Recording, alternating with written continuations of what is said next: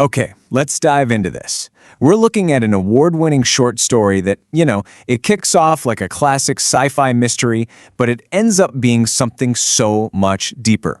Today, we are breaking down 647 PST. So, the story opens with this riddle.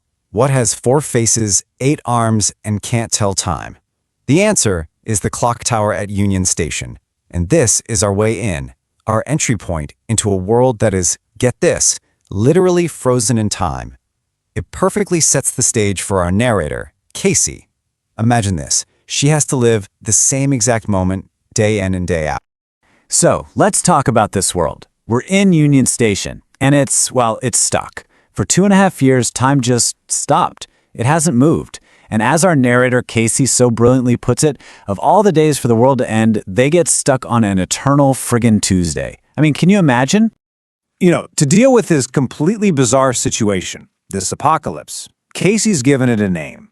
She calls it the BS, which stands for the Big Sleep. Her personal theory? Aliens. Totally aliens.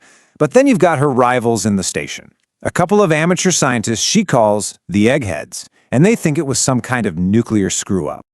Okay, so how do you even survive in a place like this? Well, there are a few basic rules. First, you're trapped in Union Station. Can't leave. Second, time is always 6:47 p.m. on a Tuesday. Always. The population? Just a handful of people. And the resources? Oh man, they're grim. We're talking long-looted vending machines and this greenish water from the fountains. And if that wasn't bad enough, there are rumors of monsters down in the subway tunnels. It's a pretty bleak existence, for sure. And this right here, this is what brings us to the real conflict of the story. It's not really about aliens or monsters in the tunnels. It's about this fundamental clash between Casey's cynical, this is it realism, and her dad's just relentless hope. He's convinced there's a world out there that can save them. But Casey, she's accepted that this train station is the end of the line, literally. Now, Casey's dad's hope isn't just wishful thinking. He's actively trying to do something. It takes the form of this repeating experiment. He keeps sending volunteers out into this silent, frozen world to search for any sign of life. But so far, this strategy really hasn't worked out at all. 7 people, 7 desperate people, have left the station. 2 went out the front doors, and 5 went down the tracks. And the result? None of them have ever come back. Yet, even with all these failures, one after another, Casey's dad makes her a promise. I'm going to get you out of this place, I promise. And this, right here, this reveals his true motivation. It's not about some grand scientific discovery or saving humanity. It's all about saving her, his daughter. Well, Casey is just fed up. She's tired of waiting for a future that clearly is never going to come. She just can't take it anymore. So she decides to take matters into her own hands. She's going to be the next volunteer. And so she does it. She says her goodbyes and starts her journey, running south, down those empty train tracks, away from the only world she's known for 2.5 years. And her father's last words to her are, well, they're kind of strange and really poignant. He says, tell your mother I love her, kiddo, but we know her mom isn't in Union Station. So this message is for someone who isn't even there. It just hangs in the air, It feels like a piece of a puzzle we just don't get. So, as Casey runs away from the station, the very fabric of her reality starts to literally fall apart. The world she thought was so solid, so permanent, it begins to melt. It dissolves into these bizarre, wet, golden, buttery blobs. It seems like the Big Sleep itself is dying. And then, bam, this is the turning point.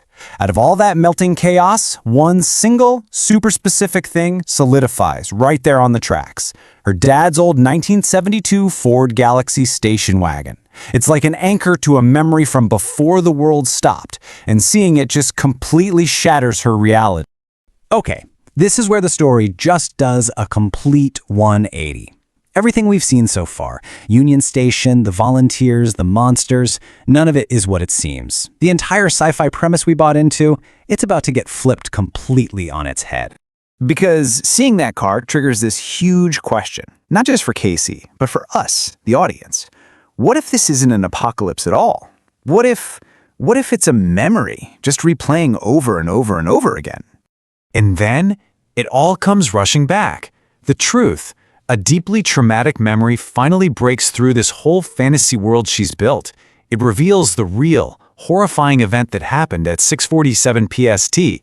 It wasn't an alien invasion. It wasn't a nuclear bomb. It was a train colliding with her family's car. So, this timeline, this is what grounds us in the heartbreaking truth of it all. The world frozen at 6:47. It was all an incredibly elaborate dream she had while in a coma. It was like a fortress her mind built to shield her from the trauma of the accident. And her journey down the tracks? That wasn't a physical escape. That was her subconscious fighting like hell to wake up. So Casey's journey doesn't end in some melted buttery world. No, it ends in the sterile quiet of a hospital room. She's finally escaped the endless loop of 647. And the very first thing she sees when she opens her eyes is her mother. Her mom, who has been right there by her bedside for 2.5 long years. After living in a world of basically ghosts, seeing this real, exhausted, living person, the story says it's the most beautiful thing Casey has ever seen. And then she looks up at the clock on the hospital wall. And there it is, the proof. It's 1:26. For the first time in what feels like an eternity, the clock shows a different time. Time has started again. The big sleep is finally over. But, waking up is really just the beginning of a whole new journey, a long, hard recovery. Casey has to learn to walk again. She has to confront her grief in a world that doesn't have her dad in it anymore. And at his graveside, she finally delivers that strange message from her dream, from her dad. Tell your mother I love her. It's like one final gift from a father who was with her the whole time, even when he was gone. And the story leaves us with this really powerful thought, doesn't it? How does the human mind build entire detailed worlds just to protect itself from pain? What started as this cool sci-fi mystery becomes this incredibly profound exploration of grief and the amazing, unbelievable power of our own minds. Just a beautiful, heartbreaking story, all contained within a single, frozen moment in time.